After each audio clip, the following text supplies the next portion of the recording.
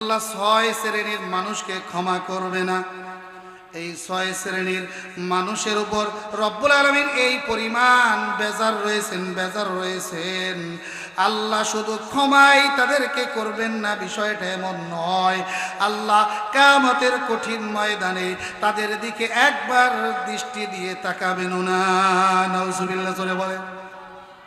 কয় শ্রেণীর মানুষকে ক্ষমা করবেন না? জোরে বলেন। 6 শ্রেণীর মানুষের লিস্টির মধ্যে যেই গুণগুলো বলা হবে, ওইগুলো যদি আমার মধ্যে একটাও থেকে থাকে, আমার বাঁচার দরকার আছে না? কথা বলে না? বরাতের রচনীতেও কিন্তু ক্ষমা পাওয়া যাবে না। তার জন্য বরাতেও কোনো লাভ নাই, কদরেও কোনো লাভ নাই।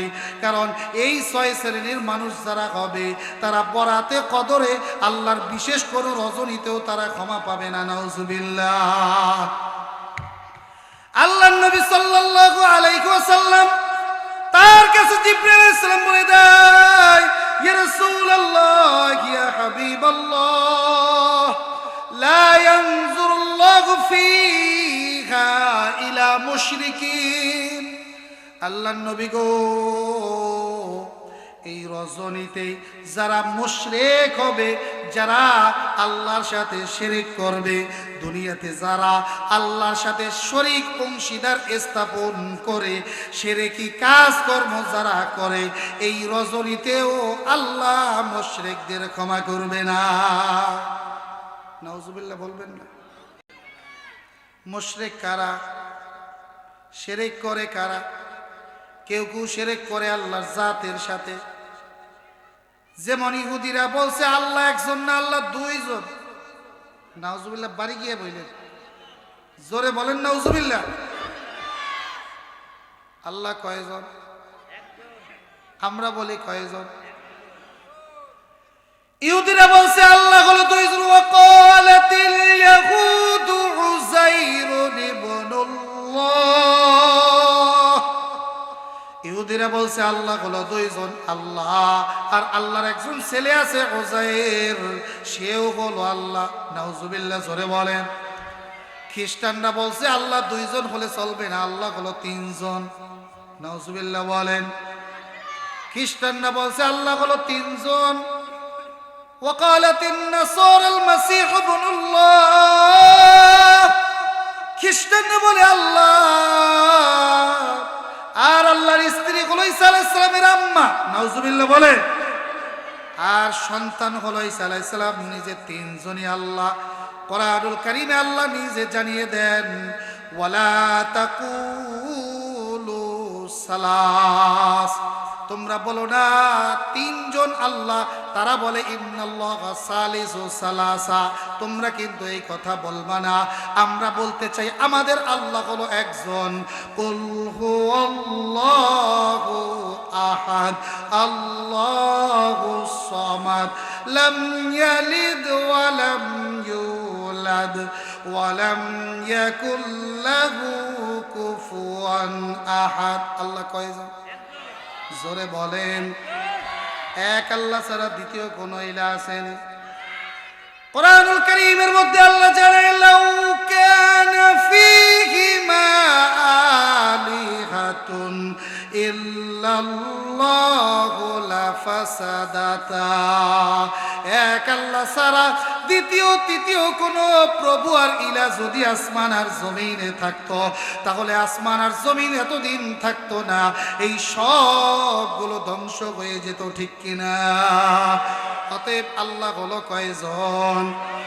এটা হলো আল্লাহর জাতের সাথে শিরক। যদি আল্লাহর সাথে একের সাথে 2-3 মিলায়, তাহলে 2-3 মিলান যাবে না। আল্লাহ হলো একজন, ঠিক কিনা? জোরে বলেন। এটা হলো জাত। কিছু কিছু শিরক আছে আল্লাহর গুণের সাথে শিরক করে, সিফাতের সাথে শিরক করে। সিফাতের সাথে কেমনে শিরক করে? যেমন বলা হয় আমাদেরকে খাওয়ায় কে?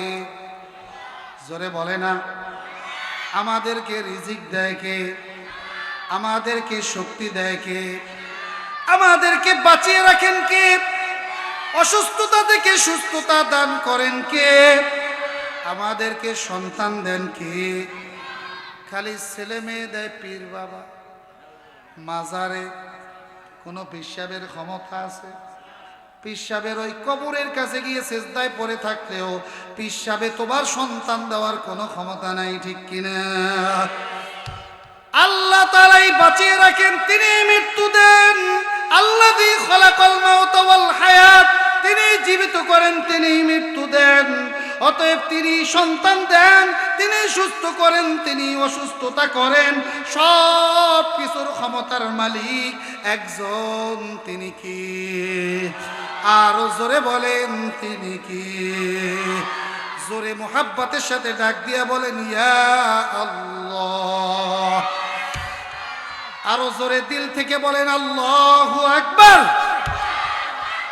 এই যে মুহাব্বত নিয়ে ডাক দিয়ে বললাম আমাদের আল্লাহ একজন, কয়জন? জোরে বলেন।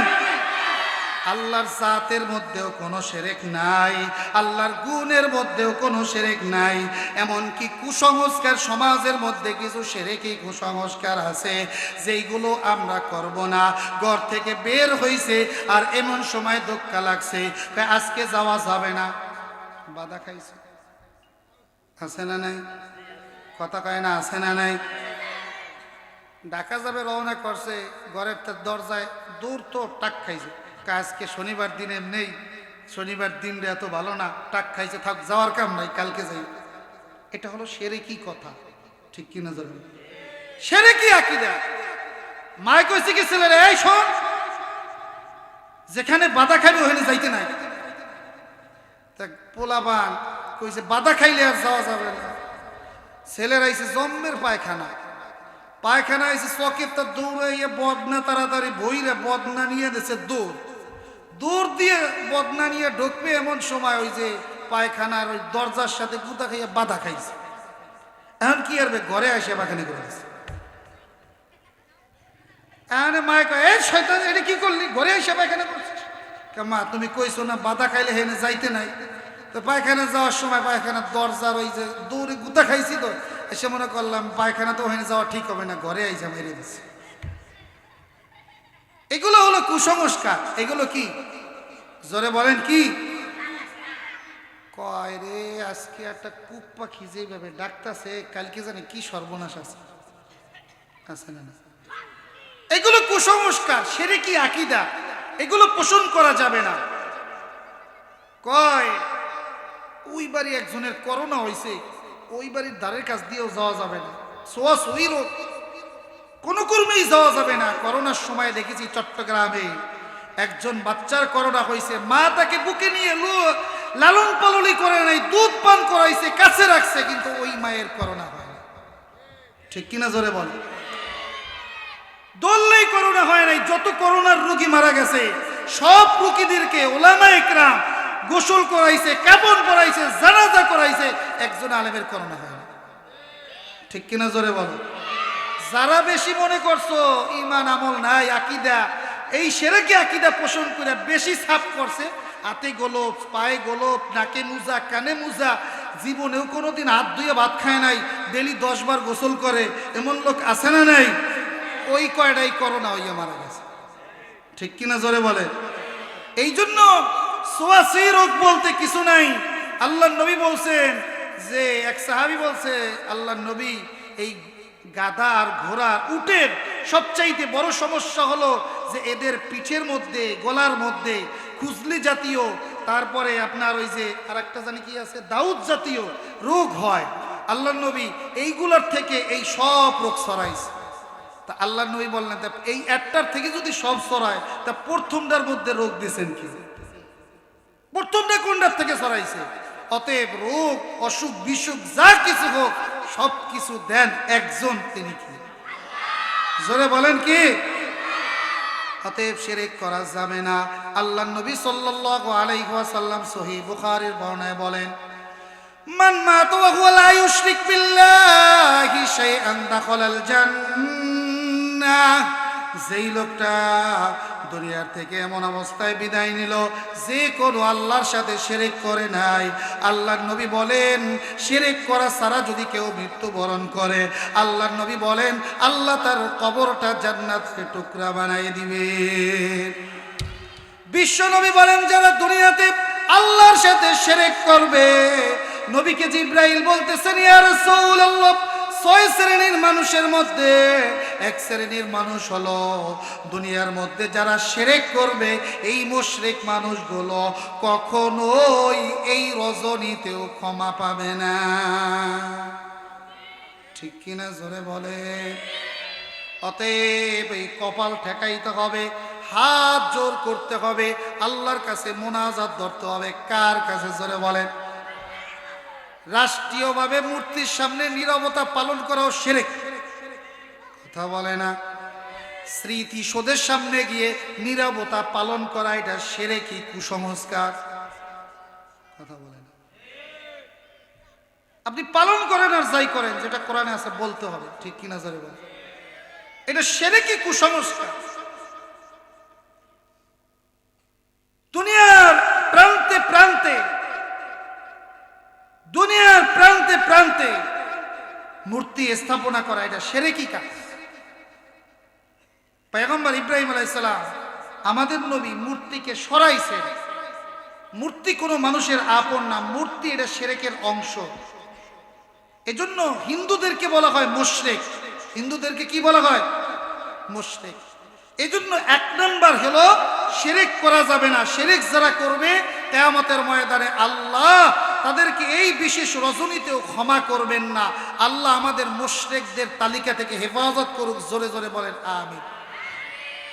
2 নম্বরে আল্লাহর নবী বলেন, ওয়ালা ইলা মাশাহিনিন, 2 নম্বরে যারা হিংসুক আছে দুনিয়ার মধ্যে, আল্লাহ এদেরকেও এই রজনীতে ক্ষমা করবে না। দুনিয়ার মধ্যে হিংসুকের অভাব নাই, অন্যের ভালো কোনোদিন দেখতে পারে না। অন্যের ভালো দেখলেই তার ভিতরে শুধু জ্বলে। যারা পিছন থেকে হিংসা করে, হিংসা করে দূর থেকে আর বলতে থাকে, আসলে হিংসা যারা করে কষ্টটা কিন্তু তাদেরই বেশি হয়, ঠিক কিনা জোরে বলে? আর যার প্রতি হিংসা করে তার কিছু হয় না, আল্লাহ তারে শুধু উপরে উঠাইতে থাকে। কয় অমুকের ছেলে লেখাপড়া শুরু করছে, কয় ওই চাকরানির পোলা লেখাপড়া করবে, কোনোদিনও লেখাপড়া করতে পারবে না, লেখাপড়া করলেও পাস করবে না। এবার ভালো রেজাল্ট করছে, কয় পাস করলে কি হয়েছে? চাকরি পাবে না।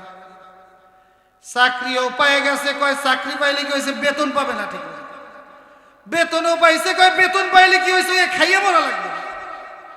দিলের মধ্যে এত হিংসা। পাশের বাড়ির গরিব লোকটার ছেলে চাকরি পাইছে, এটা তার কাছে ভালো লাগে না। আছে না নাই? জোরে বলে। আগে গরিব ছিল, এখন ছেলে বিদেশে যাওয়ার কারণে আল্লাহ সচ্ছলতা ফিরাই দিছে।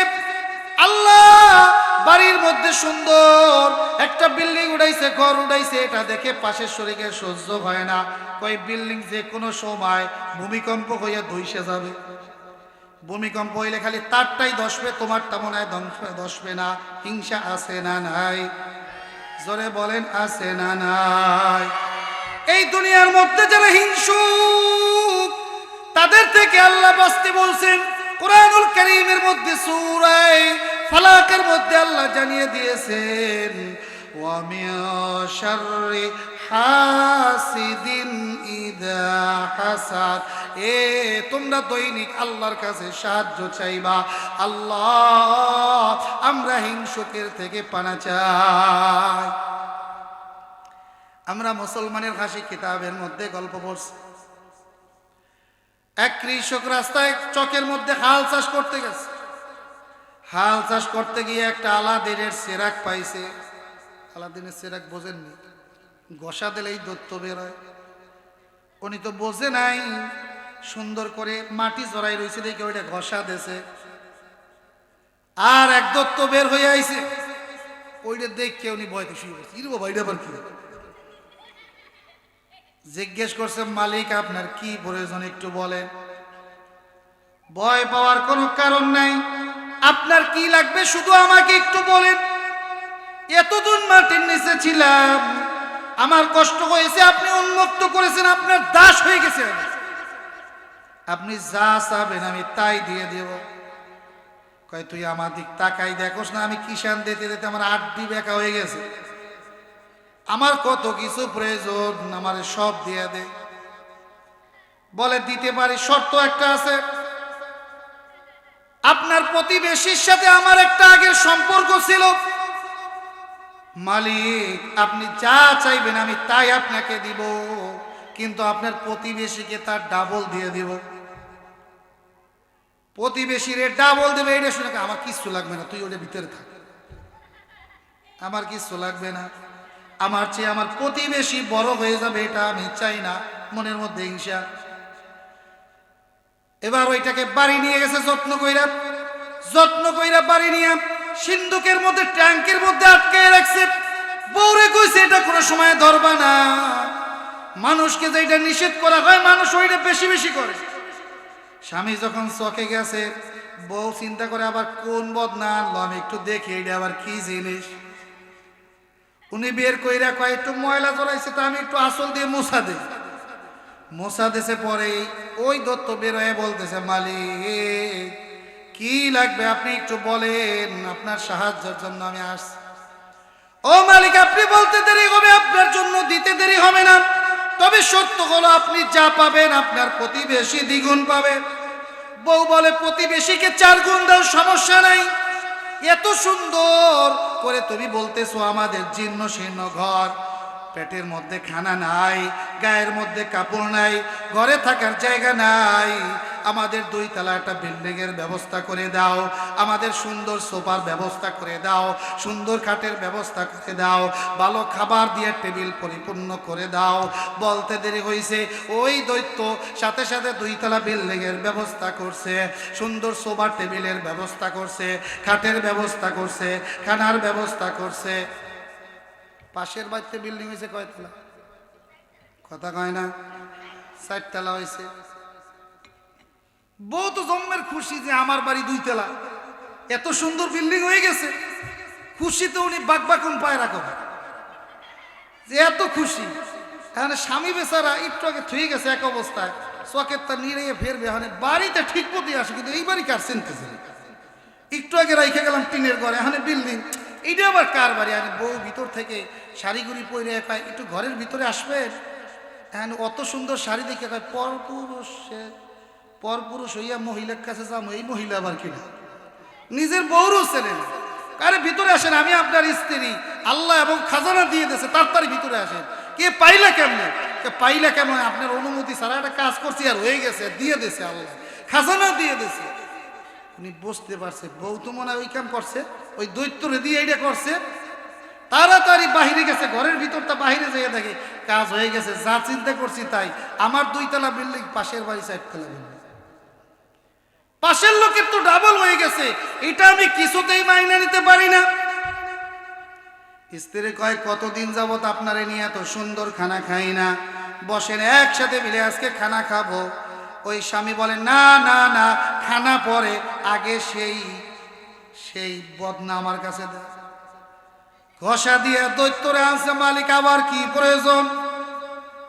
এ মালিক বিল্ডিং দিছি, খাট পালং দিছি, সোফা দিছি, খানার ব্যবস্থা করছি, সুন্দর পোশাক দিছি, আর আপনার কি চাই?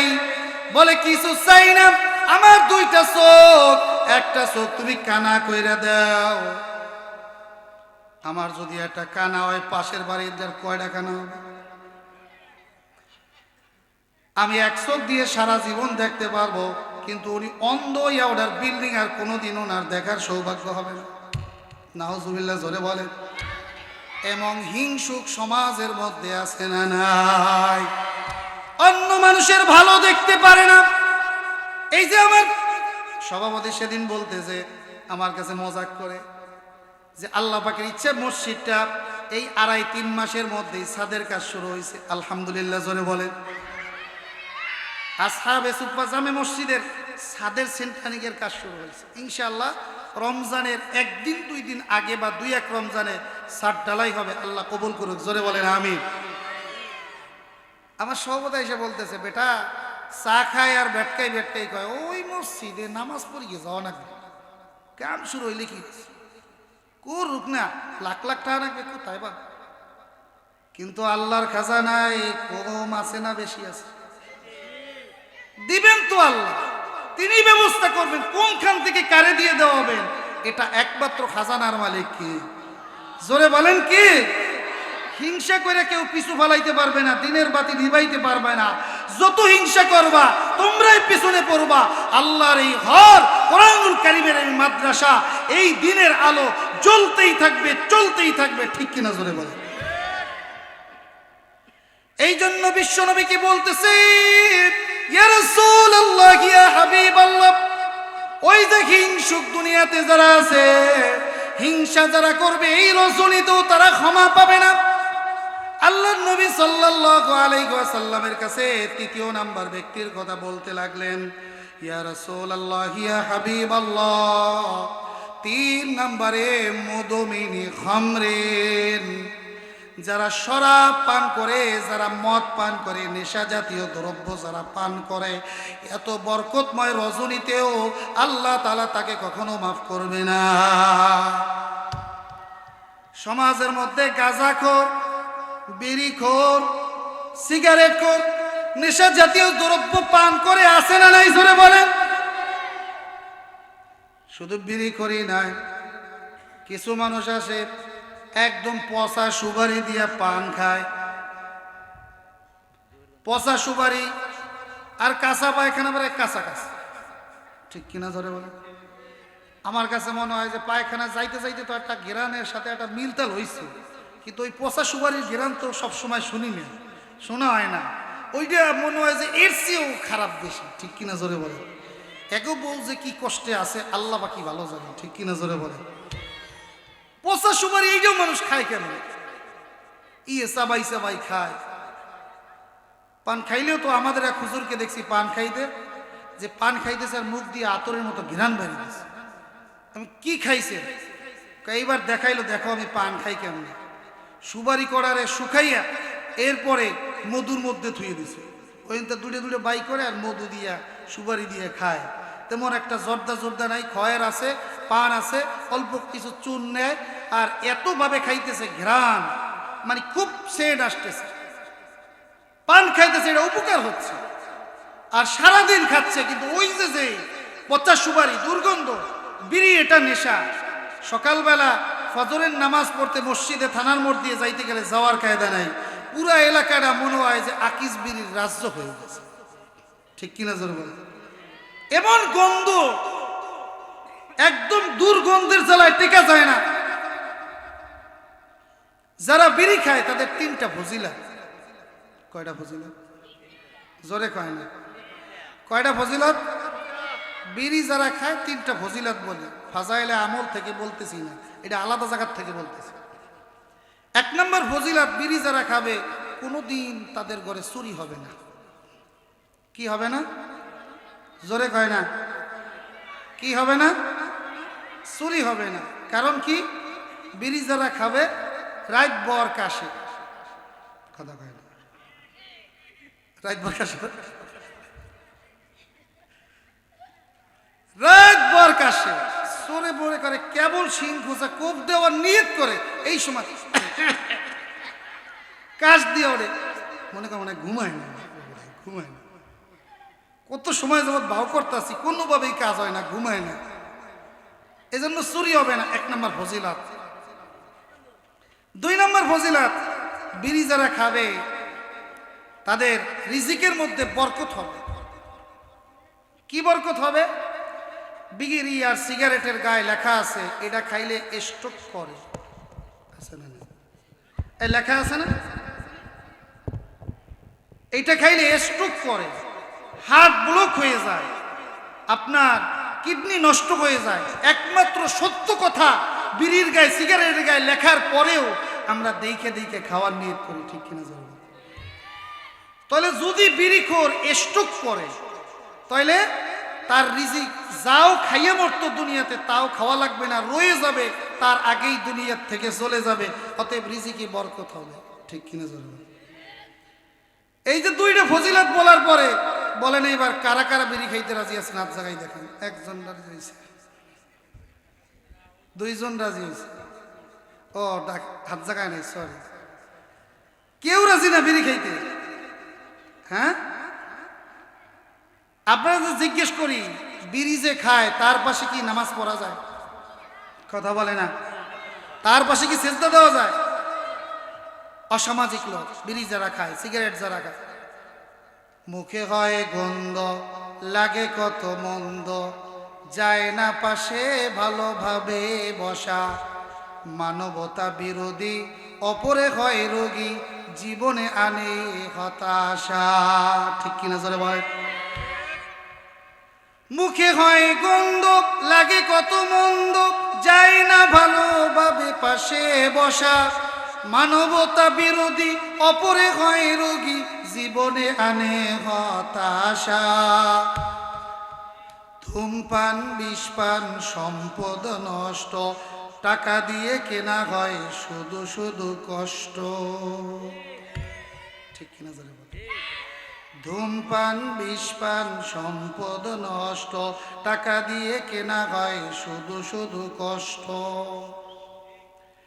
সিগারেট খাইলে ভালো লোক জানলে কেউ তারে আর ভালোবাসে না, মানবতা বিরোধী, অপরে হয় রোগী, জীবনে আনে হতাশা। ঠিক কিনা চলে বলে? আধুনিকতার নামে যারা সিগারেট টানে, তারা কি হতে পারে ভদ্র? ধূমপান বিষপান সম্পদ নষ্ট, টাকা দিয়ে কেনা হয় শুধু শুধু কষ্ট। ঠিক কিনা জোরে বলে?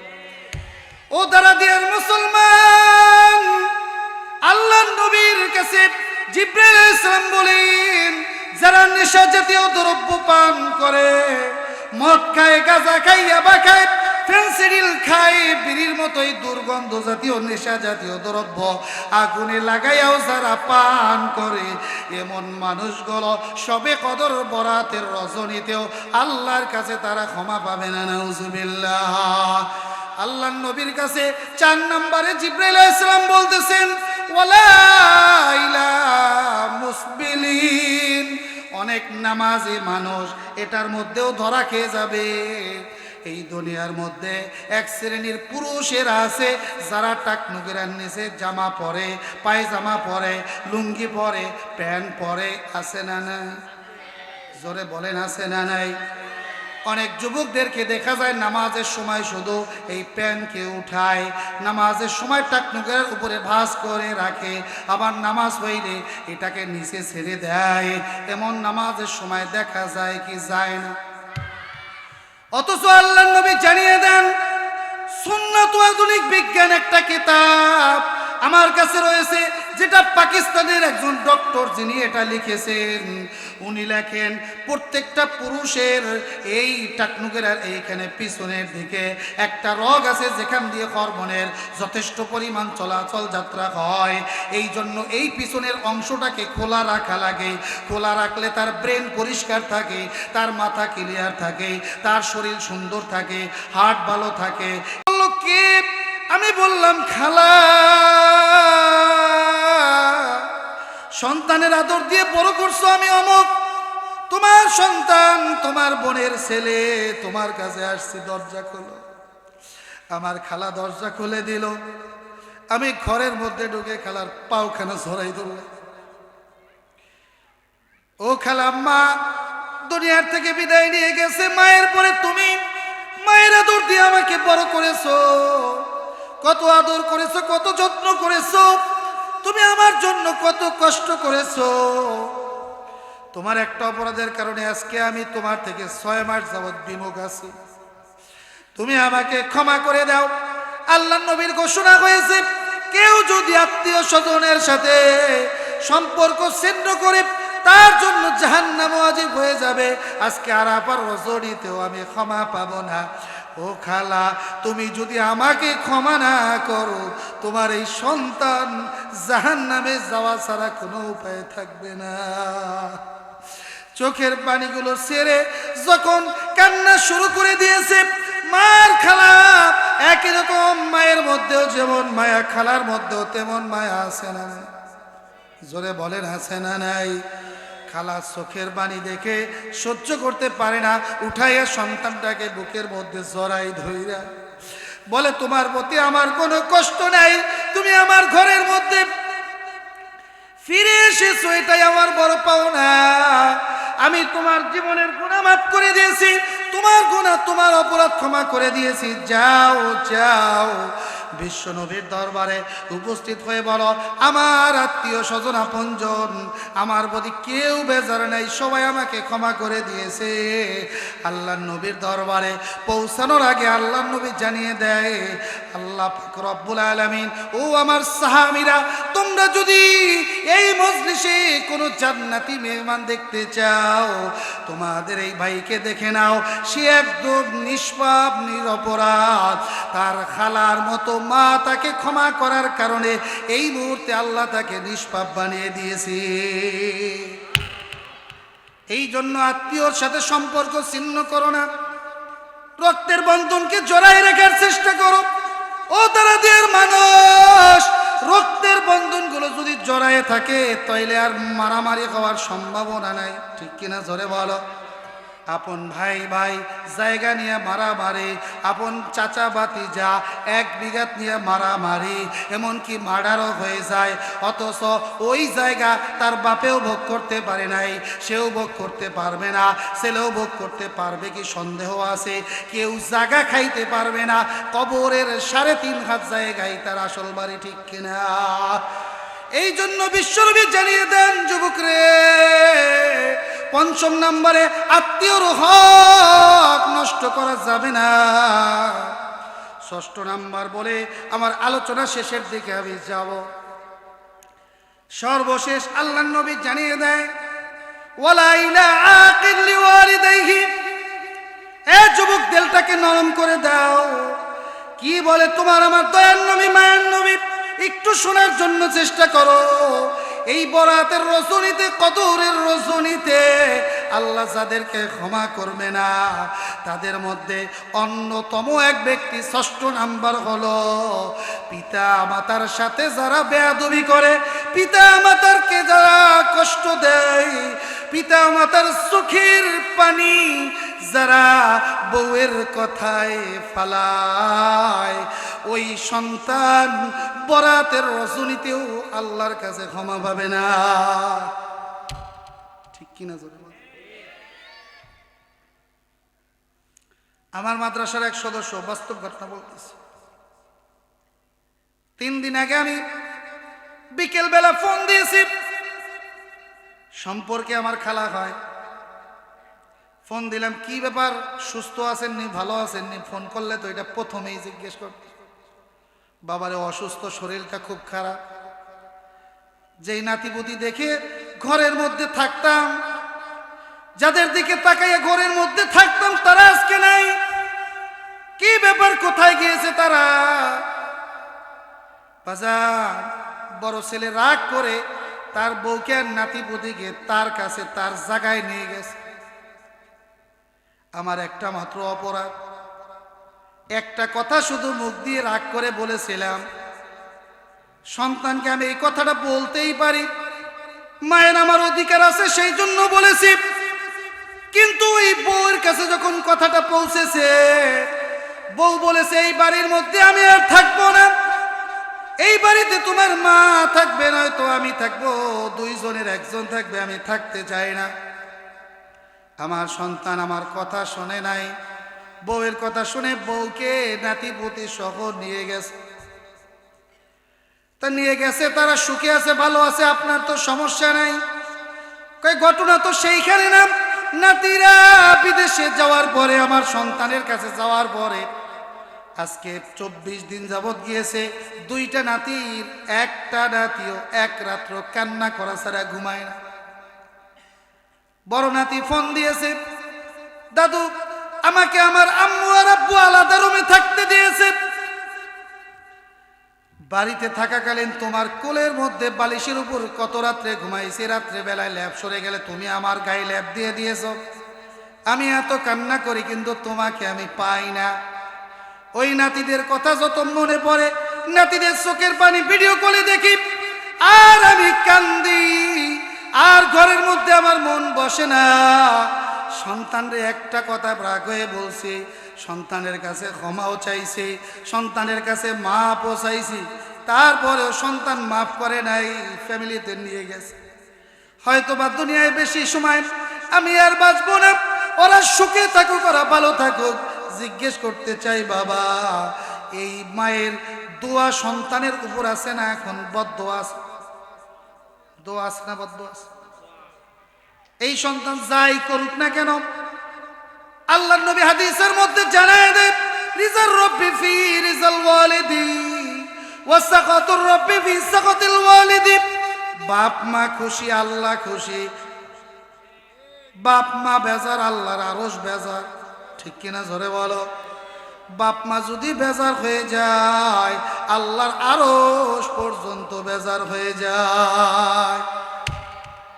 সহিহ মুসলিম শরীফে বর্ণনা এসেছে, বনি ইসরাইলের মধ্যে এক যুবক ছিল, অত্যন্ত বুজুর্গ ব্যক্তি, এত বড় আবেদার সাহিদ, যার কথা দুনিয়ার সব জায়গায় ছড়িয়ে পড়ছে। এমন লোকটা নামাজের মধ্যে দাঁড়াইছে, নামাজের মধ্যে দাঁড়াইছে, এমন সময় পিছন থেকে তার মা আসছে, নফল নামাজে দাঁড়াইছে। মা এসে ডাক দিছে, আমার সন্তান জুরাইজ, এ জুরাইজ তুমি কোথায়? তোমাকে আমার বড় প্রয়োজন। জুরাইজ তুমি কোথায়? জুরাইজ কি করবে? নামাজ ছেড়ে দিবে না মার কথা শুনবে? জুরাইজ মনে মনে বলে, সলাতি ওয়া উম্মি, সলাতি ওয়া উম্মি। আল্লাহ, আমি মায়ের ডাকে সাড়া দিব না আমার নামাজকে পূর্ণ করব। তিনি তারপরে তার নামাজকেই পূর্ণ করলেন। মার চলে গেল, মার ডাকে সাড়া দিতে পারলেন না। দ্বিতীয় দিন আবার মা আসলো, এমন সময় তিনি নামাজে, আবারও মা ডাকলো। জুরাইজ বলে, সলাতি ও উম্মি, আল্লাহ আজকেও আমি নামাজে আমার মা এসে ডাকতেছে, আমি কি মায়ের ডাকে সাড়া দিব নাকি আমার নামাজকে আমি পূর্ণ করব? জুরাইজ নামাজকেই পূর্ণ করলেন, মায়ের ডাকে সাড়া দিলেন না। তৃতীয় দিন আবার আসলো মা, এই সময় তিনি নামাজে। জুরাইজ বলে, সলাতি ওয়া উম্মি, আমার নামাজ আমার মা, আমি কোনটা করব? 3টা দিন মা সন্তানকে ডাইকা যখন পায় নাই, মায়ের ভিতর থেকে, কলিজার ভিতর থেকে একটা বদদোয়া বের হয়ে গেছে। আল্লাহ, যেই জুরাইজকে 10 মাস 9 মাস 10 দিন গর্ভের মধ্যে ধারণ করছে, আমি মা আজকে 3 দিন পর্যন্ত তাকে ডাকলাম, আমার ডাকে সে সাড়া দিল না। জুরাইজকে এত আদর কদর করে আমি বড় করছি, এই জুরাইজ আমার কথা শুনলো না, আমার ডাকে সাড়া দিল না। আল্লাহ, জুরাইজকে বেশ্যার মুখ না দেখাইয়া তুমি দুনিয়ার থেকে তাকে মৃত্যু দিও না। নাউজুবিল্লাহ জোরে বলে। মায়ের বদদোয়া চলে আসছে, মা চলে গেছে। জুরাইজ ইবাদত গুজার, বড় ইবাদত গুজার। কয়েকদিন পরে অনেকগুলো যুবক আসছে একজন মহিলাকে নিয়ে। যুবক আইসা চিল্লাচিল্লি শুরু করছে। ইবাদত খানা থেকে জুরাইজ বের হয়ে জিজ্ঞেস করে, কি ব্যাপার, কি হয়েছে? যুবকেরা বলে, অন্যায় করেছো, অপরাধ করেছো। আবার তুমি বলো কি হয়েছে, কি হয় না। এবার এ যুবকেরা কি হয়েছে বলো। যুবকেরা বলে, এই যে মহিলা, এই মহিলা বলেছে তার কলেজে আজকে একদিনের ভূমিষ্ঠ বাচ্চা, এই বাচ্চার বাবা নাকি তুমি, তুমি তার সাথে জেনা করেছো, তার সাথে অন্যায় করেছো, আজকে তোমার এই ইবাদতখানা আমরা ভেঙে ফেলবো।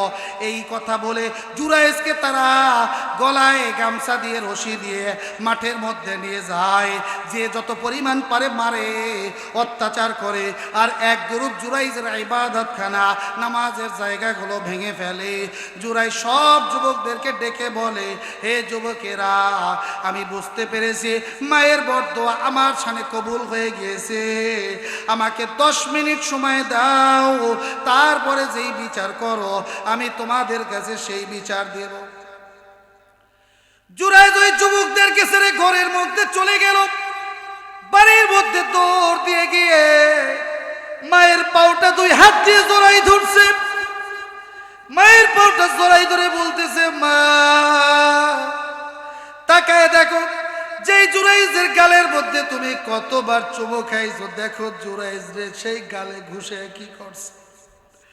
ও মা, তোমার সন্তানের পিঠের দিকে তাকায় দেখো কতগুলো লাথি দিয়েছে, ঘুষি দিয়েছে। ও মা, তোমার সন্তানের দিকে তোমার দৃষ্টি দিয়ে একটু তাকাও। তুমি 3 দিন আমার ইবাদতখানায় গিয়েছো, আমি নামাজে ছিলাম, তোমার ডাকে সাড়া দিতে পারি না। মা, আমি বড় বেয়াদবি করছি, আমি তোমার খোঁজ নেই না, আমি বড় অন্যায় করছি।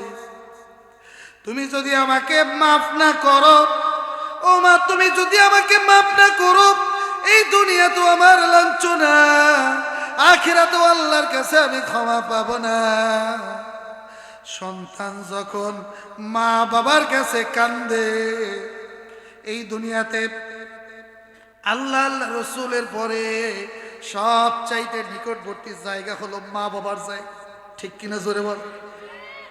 যত বড় অন্যায় করো, মা বাবার কাছে একবার যাও, যাইতে দেরি হবে, ক্ষমা পাইতে দেরি হবে না। যুবকরে, পৃথিবীতে কোথায় কার কাছে যাও, মা বাবার কাছে গিয়ে একবার বইলা দেখো, ক্ষমা করে দিবে। কত বড় অন্যায় করছো, কত বড় গুনাহ করছো, কত বড় মাকে কষ্ট দিয়েছো, যাও তার কাছে। আল্লাহ আল্লাহ রসুলের পরে ক্ষমা পাওয়ার সবচাইতে নিকটবর্তী জায়গা হলো মা বাবা। মা বাবা যখন সন্তানের চোখের পানি দেখে, মা বাবা কিন্তু সহ্য করতে পারে না। ঠিক কিনা জোরে বলো? জুরাইজের আম্মা যখন দেখে, আহারে, সন্তানটার দিকে তাকায় দেখে সন্তানটা চেহারাটা লাল হয়ে গেছে, চেহারাটা লাল হয়ে গেছে, সন্তানের চেহারা মলিন, সন্তানের চোখ দিয়ে পানি পড়ে জামাগুলো ভিজে গিয়েছে, সন্তানকে উঠাইয়া বুকের মধ্যে জড়াই ধরছে।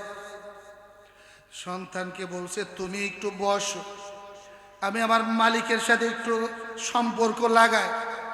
যেমন সন্তান তেমন তার মা। মা এবার যায় নামাজ নিয়ে দাঁড়িয়ে 2 রাকাত নামাজ পড়ে আল্লাহর কাছে সিজদায় পড়ে কান্না শুরু করছে। ও মালিক আল্লাহ,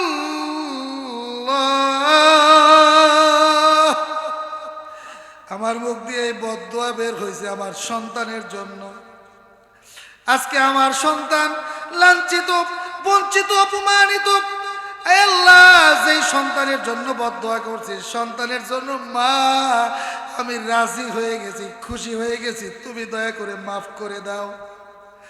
মা এমন কাঁদতেছে, কাঁদতে কাঁদতে চোখের পানিগুলো জায়নামাজে পড়ে গিয়েছে। আল্লাহ অন্তরের মধ্যে ইলহাম করে দিয়েছে, আল্লাহ অন্তরের মধ্যে, মায়ের অন্তরে জানিয়ে দিয়েছে, যাও, তোমার সন্তানের প্রতি আমি রাজি হয়ে গেছি। তুমি যখন রাজি হয়েছ, আমিও তোমার সন্তানের প্রতি রাজি হয়ে গেছি। তোমার সন্তান এখন যা বলবে আমি আল্লাহ তাই কবুল করে নিব। জোরে বলেন না সুবহানাল্লাহ। মা এবার বলছে, বাবা যাও তো, কি বলে ওদের দাবি কি তুমি গিয়ে বলো। জোরাইজ তাড়াতাড়ি বাইরে গিয়েছে, যুবকদেরকে ডাক দিয়ে বলছে, যুবকেরা কি ব্যাপার, তোমরা আমাকে মারলা কেন, কি হয়েছে? যুবকেরা বলে, এই মহিলার দাবি করেছে এই মহিলা অমুক বাগানের মধ্যে থাকে, তুমি নাকি তার সাথে জেনা করেছো, আর জেনা করার পরে এই বাচ্চা জন্ম হয়েছে। নাউজুবিল্লাহ, জোরে বলেন। তোমার কোনো সাক্ষী আসেনি, প্রমাণ আসেনি? জুরাইজ এবার আল্লাহ পাকের ওলি বুজুর্গ বান্দা বলে, আমার কাছে এই মুহূর্তে সাক্ষী উপস্থিত হয়েছে, যেই বাচ্চা আজকে সদ্য ভূমিষ্ঠ হয়েছে, ওই বাচ্চাই হলো আমার সাক্ষী। আল্লাহু আকবার, জোরে বলে। পৃথিবীতে 4 জন বাচ্চা দুনিয়ার মধ্যে দোলনায় বসে কথা বলেছে। একদিনের বাচ্চা হওয়ার পরেও এই দুনিয়ার মধ্যে দোলনায় বসে কথা বলেছে 4 জন বাচ্চা। তার মধ্যে একজন হলো জুরাইজের কাছে এই ব্যভিচারী মহিলার সন্তান। একদিনের বাচ্চাটা, সব মানুষ অবাক হয়ে তাকিয়ে আছে, কি বলে আল্লাহর ওলি, এতটুকু বাচ্চা কি কথা বলতে পারে? সে নাকি তার সাক্ষী। জুরাইজ বলে জিজ্ঞেস করো, ওই বাচ্চার কাছে তোমরা জিজ্ঞেস করো ইউসুফ আলাইহিস সালাতু ওয়াস সালাম যেমন জুলেখার স্বামী মিশরের মন্ত্রীকে বলেছিল, আপনি ওই ছোট্ট বাচ্চাকে জিজ্ঞেস করে দেখুন আমি অপরাধী না জুলেখা অপরাধী। ইউসুফ আলাইহিস সালাম যেমন বলেছিল, ইউসুফ আলাইহিস সালাম যেমন বলেছিল, জুরাইজও বলতেছে জিজ্ঞেস করেন কে অপরাধী। এবার ওই যুবকেরা ওই বাচ্চাকে ডেকে এনে জিজ্ঞেস করে বলো কে অপরাধী, বলো কে তোমার বাবা, বলো কে তোমার মায়ের সাথে জিনা করেছে। এই কথা বলতে দেরি হয়েছে, সকলেই জোরে আল্লাহু আকবার বলবেন আমি বলার সাথে সাথে। এই কথা বলতে দেরি হয়েছে, বাচ্চা তার ছোট্ট কণ্ঠে উচ্চারণ করেছে আমার মায়ের সাথে জিনা করেছে। এই যুবক জুরাইজ নয়, এই জিনা করেছে অমুক বাগানের রাখাল জুরাইজ হলো নিষ্পাপ। আল্লাহু আকবার জোরে বলে, লিল্লাহি তাকবীর। প্রধান অতিথির আগমন, আরো জোরে বলেন প্রধান অতিথির আগমন। দারাদিয়ার পক্ষ থেকে জোরে বলেন লাল গোলাপ শুভেচ্ছা। দারাদিয়াবাসীর পক্ষ থেকে, রাজরবাসীর পক্ষ থেকে আল্লাহ কবুল করুক। জোরে বলেন আমিন, আরো জোরে বলেন আমিন। এই জন্য মায়ের কষ্ট দিলে দুনিয়াতে বড় হবা, মায়ের কষ্ট দিয়া বাবার কষ্ট দিয়া সন্তান, এই স্বপ্ন যদি তুমি দেখে থাকো তুমি ভুলের মধ্যে আসো। আর যদি মনে করো দুনিয়াতে তুমি বড় হবা, তাদের পাও ধরে তাদেরকে খুশি করো, আল্লাহ দুনিয়া আখিরাতে তোমাকে বড় বানাই দিবে। ঠিক কিনা জোরে বলো। এই জন্য আমার যুবকেরা, এই যে ৬ শ্রেণীর মানুষ দুনিয়ার মধ্যে আছে, যারা বরাতের রজনীতে কদরেও তারা মাপ পাবে না। অতএব এই ৬ শ্রেণীর মধ্যে আমাদের যার যেই অপরাধ আছে এর থেকে আমরা বাঁচব। এই শাবান মাসে রমজানের প্রস্তুতি নিব। আল্লাহ যদি হায়াত রাখে রমজান মাসের ৩০টা রোজা রাখবো।